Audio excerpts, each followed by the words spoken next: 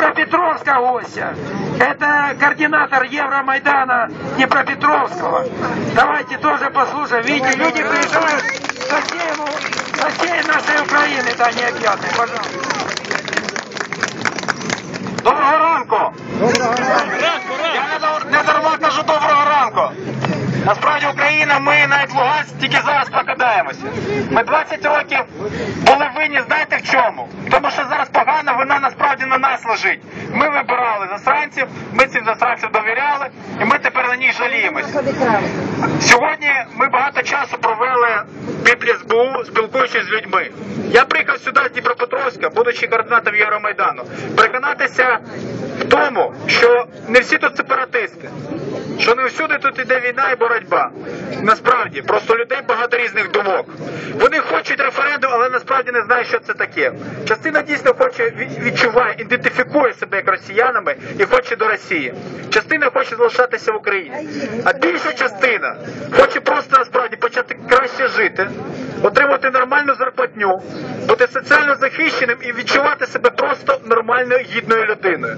Тому ми стоїмо на цих площах. Тому ми 4 місяці тому почали Євромайдан і продовжуємо боротися. Вам тут дуже складно, в Дніпропетровську складно, в Києві на Майдані нам було легше, багато однодумців. Але дійсно, ваше основне завдання – це навіть не агітація, а нормальна дискусія і спілкування, донесення своєї точки зору людям, які стоять там. Здебільшого там шахтарі, робітничий клас. Потрібно розуміти, що вони живуть в дуже складних робітничих умовах.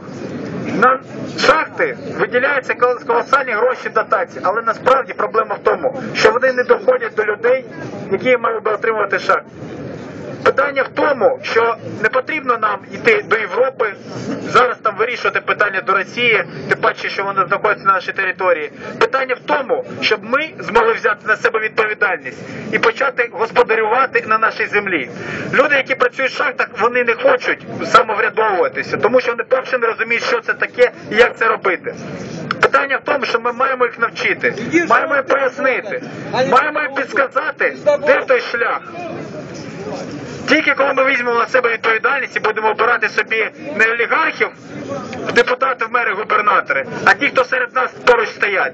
Коли ваш сусід є мером міста, ви можете піти в сусідній під'їзд і сказати, у нас прорвані труби, давай їх вирішимо. Він піде і зробить. А коли він живе за маєтками, як олігарх, у нього мільярди, ніколи він не піде вирішувати ваші питання.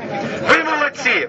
Я бажаю вам успіху, продовжити дискус і переконувати людей, які стоять під СБУ зараз, в тому, що ми Україна, ми єдині і ми сила. Хай вам щастить.